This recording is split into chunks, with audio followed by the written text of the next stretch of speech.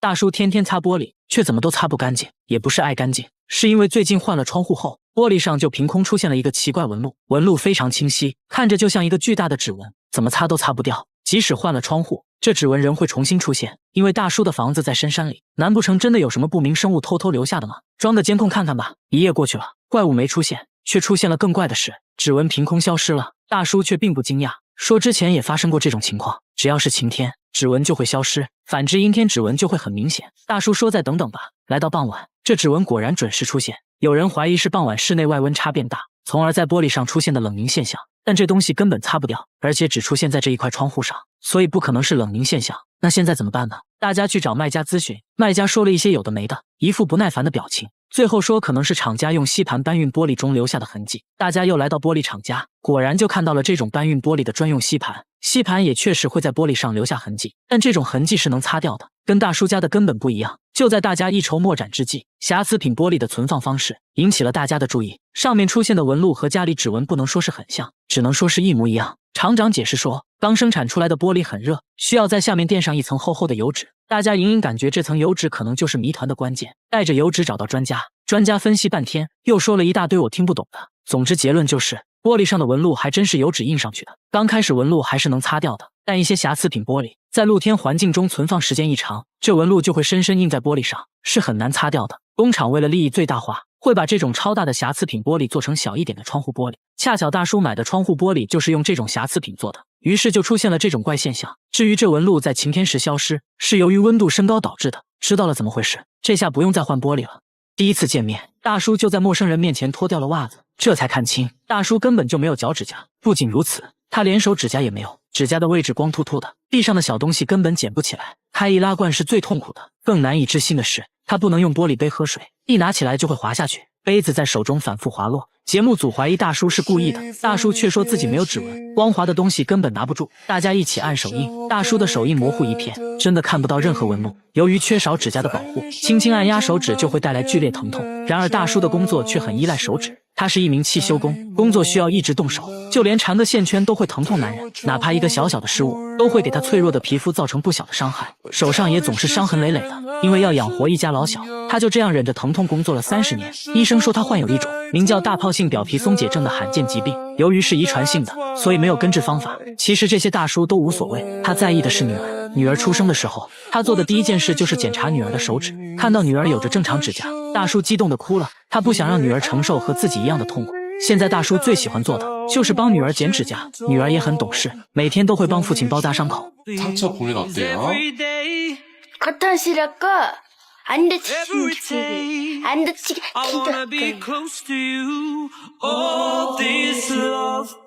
大妈每天买一只公鸡，却从来不吃，一到深夜就把鸡放在陌生人的店门口，连续4年从未间断。店主说从来没见过真人，刚开始也没在意，直接就吃掉了。接下来的几天，每天都能收到一只，可奇怪的是，附近其他店都没收到过鸡，这很明显和自己有关。他吓得不敢再吃，这很像是一种诅咒啊！怀疑是同行嫉妒自己的生意，恶意放在这里的。店主决定把自己经营的中餐厅改成面馆，并把菜单中关于鸡的菜品全部下架。即使这样，每天早上鸡还是准时出现，从不缺席。这下店主更慌了，大家决定偷偷安装监控，找到这个放鸡的人，一直等到深夜。监控中出现一位可疑人员，他神色慌张，四处张望，确定没人后，放下鸡转身迅速离开了。店主吓得不敢说话，因为这人他之前就认识，好像就住在这附近。大家检查了沿街所有监控，果然发现了他的行踪，最后走进了一栋公寓。大家决定在公寓楼下蹲点，等了整整1天，在傍晚时分终于等到了大妈。大家赶紧追了上去，质问大妈为啥要这么做，但大妈一口否认，简单丢下一句我什么都不知道，接着快速跑开了。记者一路追，大妈终于顶不住了，说出了2句让人摸不着头脑的话。요새 사랑 다 하고 사는 사랑이 세상이 아니야?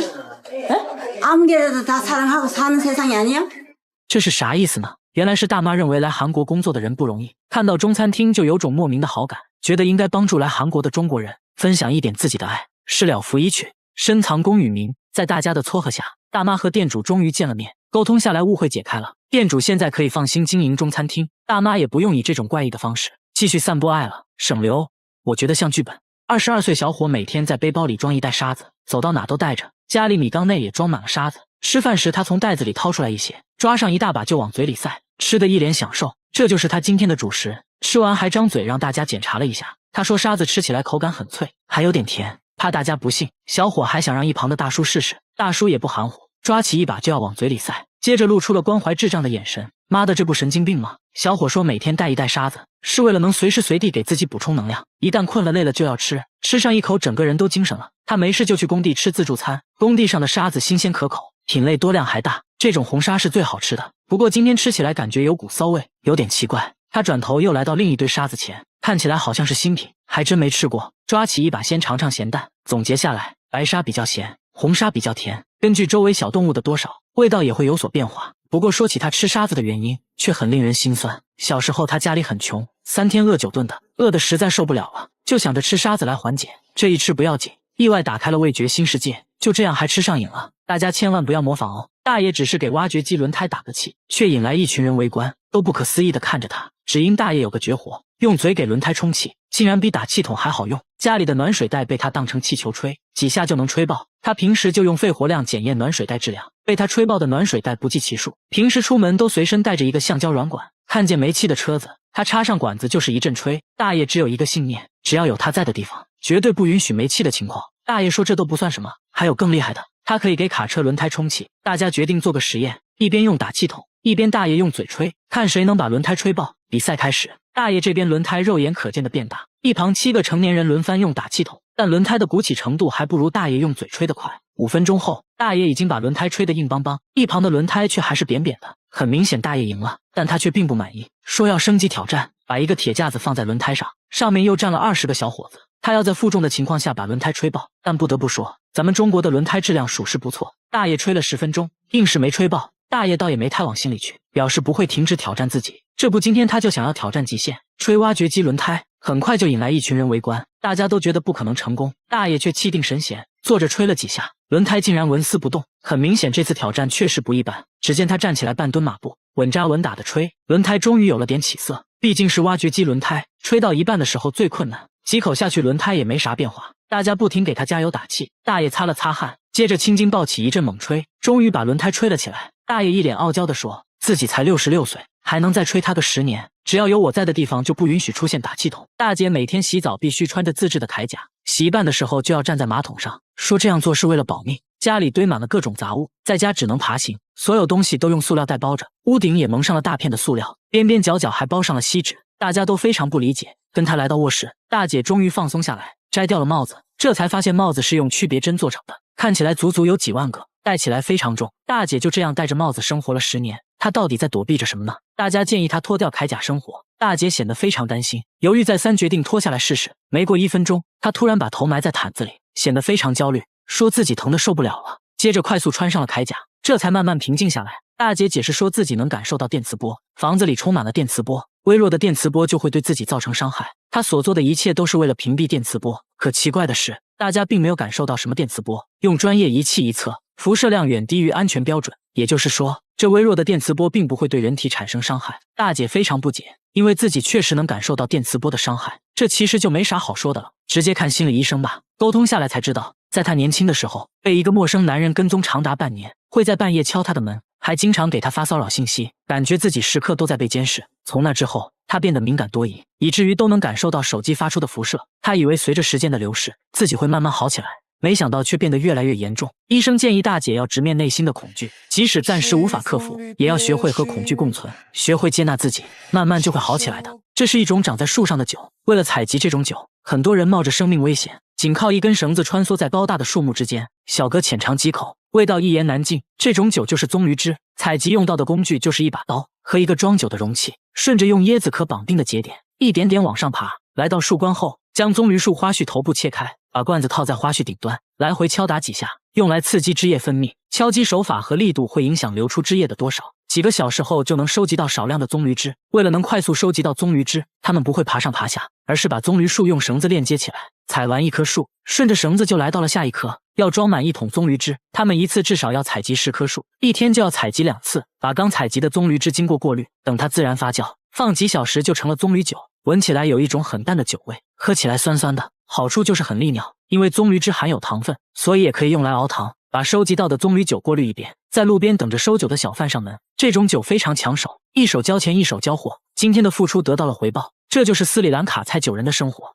大叔每次做饭要先洗一盆碎玻璃，洗完再加上几勺白糖，直接就端上了餐桌，放着一桌菜不吃，他却只想吃玻璃。老婆怕他吃死了，想让大叔吃一块玻璃就上一口菜，但大叔根本不听，玻璃直接成了他的主食，一天吃的玻璃可以填满2个啤酒杯。现在还越来越离谱，上班都要带着满满一杯玻璃碴子，没事就赶紧拿出来吃一块，走到哪都带着。下班后就去玻璃店挑选零食，挑挑拣拣弄了一大袋，回家还要根据口味给他们分类，不同厚度的玻璃吃起来口感也不一样。医院的点滴瓶是他的最爱，吃起来酥脆有嚼劲，灯泡吃起来就差一点，不过呢也很爽口。记者忍不住问他，到底为啥要吃玻璃呢？没想到大叔却反问起了记者，那你为什么要吃饭？为什么要喝酒？为什么要抽烟？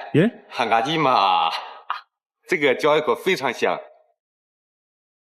这把记者看得一愣一愣的。大叔你冷静点啊喂！来到晚上，大叔去聚餐，他只是端起了空酒杯，所有人都不可思议地看着他，因为他直接把酒杯给吃了。老板说每次他来吃饭，饭店酒杯就会少好几个。酒足饭饱后，大叔也终于说出了吃玻璃的原因，都是因为20年前的那件小事。当年大叔还是个初入职场的毛头小伙子，刚签了一个大合同，正在陪客户吃饭，由于自己不能喝酒，被客户一番羞辱，说他不爷们。这话伤了大叔的自尊，一气之下吃起了酒杯，就这样一吃还吃上瘾了。现在大家都想知道他身体真的健康吗？没想到啊，大叔却在医生面前表演起了吃玻璃，医生直接吓得不敢看，啥也别说了，直接上仪器检查吧。检查发现大叔其实有肠道问题，医生说大概率就是吃玻璃导致的，虽然目前看起来问题不大，但还是要停止这种行为，否则会导致肠梗阻，大家千万不要模仿哦。这猫有个怪癖，连医生都大为震惊，它1日3餐只吃泡菜，而且必须要够辣，饿了就会对着冰箱一直叫，因为冰箱里就有它梦寐以求的辣白菜。主人受不了了，从冰箱拿出了一片泡菜，小白闻了闻，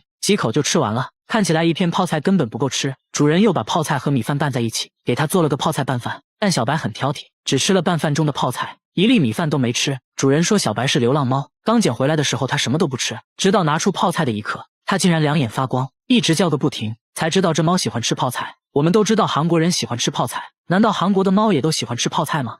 随后节目组做了个实验，分别准备了4种食物。现在第一只猫登场了，只见它来回闻了闻，毫不犹豫地选择了猫粮。第二只猫闻了闻泡菜，看起来味道不错呀，然后就选择了旁边的鱼罐头。接着一只3个月大的猫咪上场了，它直接就奔向了猫粮。你看连3个月大的猫咪都知道，猫就应该吃猫粮吗？最后到小白出场了，它都没看一眼猫粮以及鱼罐头，对着泡菜就开始干饭。主人觉得泡菜太辣，吃多了不好，于是把泡菜洗完再给小白吃，结果小白闻了一下连连后退。小白心想，洗过的泡菜能叫泡菜吗？随后竟离家出走了。等发现他的时候，他正在垃圾堆里吃泡菜，吃得满嘴通红。小白为啥对泡菜这么情有独钟呢？该不会有什么毛病吧？主人带他来到宠物医院，医生听完也大为震惊。一番检查下来，小白身体却很健康，只能说他天赋异禀。不过呢，医生还是建议要少吃泡菜。主人也很听话，回家就给小白做了泡菜味的猫粮，把猫粮和泡菜混合在一起。没想到啊，天生傲骨的小白竟然配合吃了起来。那就希望小白尽快戒掉泡菜，做个正经猫咪吧。大爷拿着一颗鸡蛋来到医院，因为这鸡蛋竟然有70多个蛋黄，不仅透明还很有弹性。这怪蛋是大爷在鸡窝发现的，当时就感觉蛋壳比较软，因为这母鸡之前也下过软蛋，大爷也没在意，回家就把蛋煮了。结果煮开后，蛋壳里竟然蹦出了70多颗透明的蛋黄，就像弹珠一样。大爷慌了，活一辈子了都没见过这种事，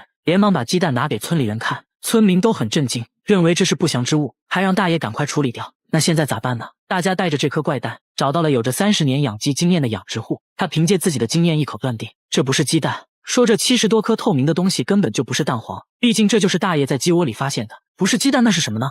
大家思前想后，建议大爷去医院问问。医生看到就笑了起来，说这很明显就是人造的，看起来呢更像是一种玩具，真的只是玩具吗？那这样只好去找玩具专家了。一打开盒子，玩具专家们就开始窃窃私语，接着异口同声地说是奇趣蛋，还说这里面有弹珠，可以捏着玩。奇趣蛋和这个怪蛋不能说是很像，只能说是一模一样。随后大家还买来了这种玩具，剪开就冒出了大量弹珠。原来让全村震惊的怪蛋只是一个玩具而已。大爷略显尴尬地笑了起来。但现在还有一个问题，到底是谁把这玩具丢在了鸡笼里？鸡笼在屋顶，平时只有大爷和老伴才可以进入。大爷给亲戚朋友打电话，都说没有去过屋顶，甚至还问了孙子，但小孙子并没有这种玩具。看来真相也许只有这只母鸡知道了。他们把面粉均匀撒在厨房地板上，接着又偷偷安装了摄像机，本想找到在厨房搞破坏的罪魁祸首，结果却拍到了让人头皮发麻的一幕。起因是好好的橡胶手套，只要在这家餐厅后厨放一晚，就会被撕得粉碎。怕大家不信，下班前店主又摆上了几双新手套，锁上了唯一的大门。第二天一大早就看到店主和员工聚集在了门口，店主说自己一个人不敢进厨房，等人聚齐后才敢开门。真有这么夸张吗？大家一起来到后厨，记者也被震撼到了。好好的手套变得破败不堪，碎片散落一地，像是被腐蚀了一样。你要说有小动物的话，那它肯定会破坏食物，不可能没事去咬手套。你要说是有人故意破坏的，那也不太成立。橡胶手套根本扯不动，即使用剪刀剪过的痕迹太过规则，也做不出这种粉碎的效果。那到底是怎么造成的呢？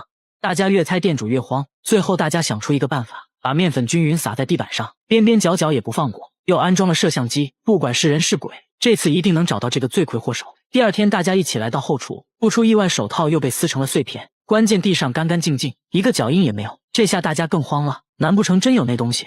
大家赶紧查看录像，发现手套在没有任何外力的情况下，自己慢慢开始分解腐化，整个过程显得很自然，画面说不出的诡异。大家不由得后背发凉，赶紧寻求专家帮助。专家认为这是一种化学反应，橡胶手套是被氧化剂破坏的，这种氧化剂应该就是臭氧。许多厨房都在使用臭氧对食物进行消毒，白天排风扇会把臭氧抽到室外，但晚上排风扇不工作，臭氧就聚集在了厨房，随着浓度升高，橡胶手套就被氧化，从而老化断裂。为此专家还做了个实验，密闭空间内，当橡胶手套接触到臭氧后，很快就被氧化掉了。专家说只需要晚上也保持通风，把臭氧排到室外，就可以防止类似的事情再次发生。店主乖乖照做，晚上也打开了排风扇，果然第二天手套真就完好无损。省流氧化反应，他的眼睛会喷水，倒上一杯汽水，直接用鼻子喝，喝完捏住鼻子掰开眼皮，只听吱的一声，一道细水柱从眼角喷了出来，喷出了2米远，足足持续了5分钟。这还没完，他又拿出一个气球塞进耳朵，捏住鼻子后，气球竟然一点点的变大，耳朵直接成了打气筒，不一会就把气球吹爆了。接下来他又表演了其他几个绝活，都是在眼睛射水基础上延伸出来的。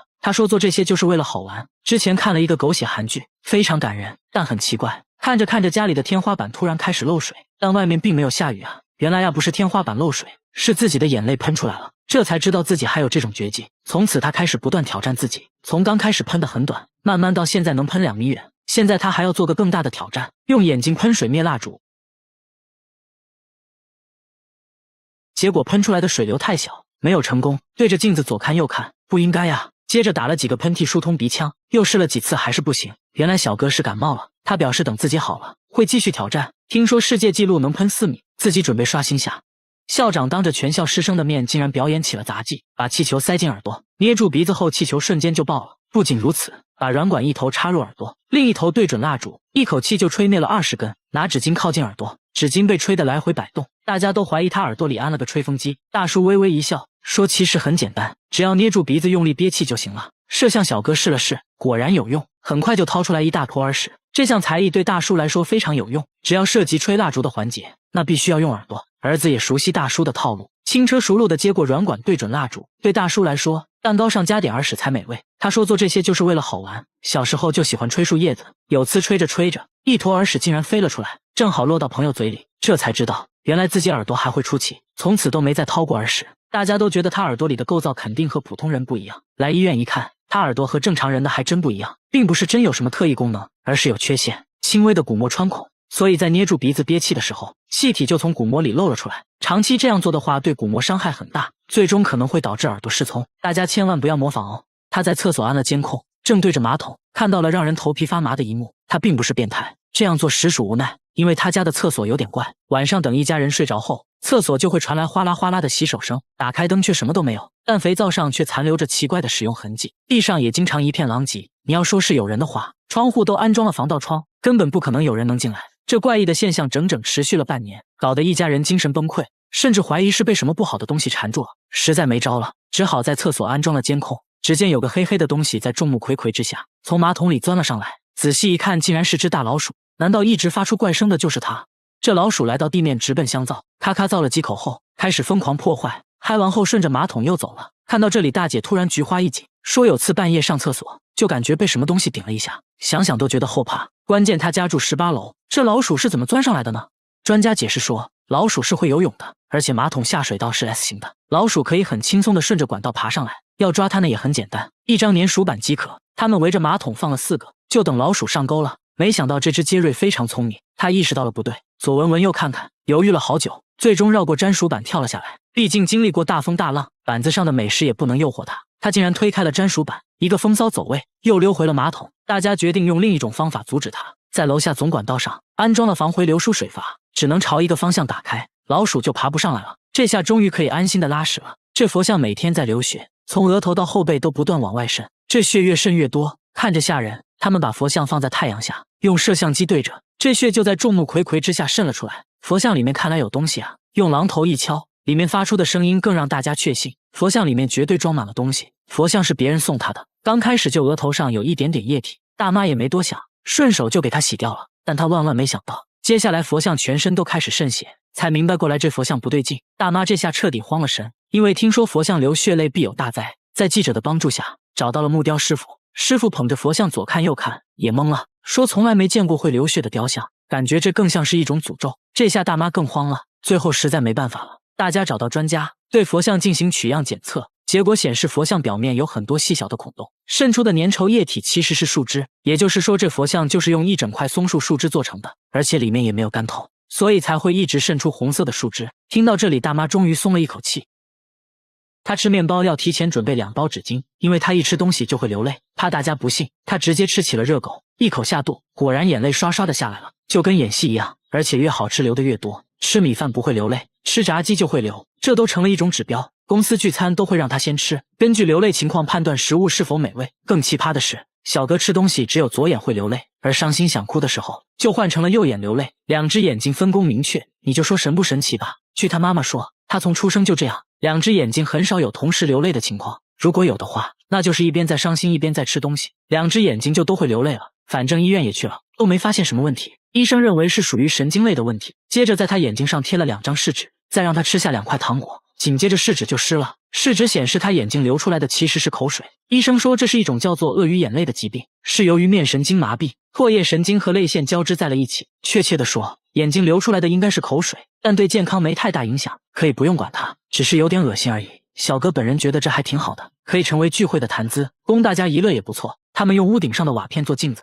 不但光可照人，甚至还有美颜的效果。女人们都认为这种镜子才能照出最真实的自己。做这种镜子一定要选用红色瓦片，把瓦片敲碎，放在石板上反复研磨，磨得越细，做出来的成品质量越高。在里面加上一些黄麻纤维，然后加水充分混合在一起，接着再次把泥浆碾压一遍，确保里面没有大块颗粒。随后把研磨好的泥浆放入圆形模具中，用手压实就可以拿到太阳下晾晒。晒干后开始打磨，用手感受圆盘的平整度。打磨的差不多了，就要在上面涂上一层黑色粉末，这个就是关键了，涂多少完全凭手感。接下来的工作就要由男人来完成了。在光滑的圆盘上放置3块小金属，然后将另一个圆盘扣在上面，中间就形成了一个空隙，用粘土把四周完全密封，接着在上面戳个洞，捏出一个入口，随后放在外面继续晾干。等待的时间，他拿出了一些金属合金，其实泥巴只是制作镜子的模具而已，镜子本身还是由这些合金做成的。合金是由锡和铜混合而成，把合金都塞到入口里面，上面盖上一层棉布后继续用粘土密封，然后将这些模具放在火上，上面铺满椰子壳开始烧制，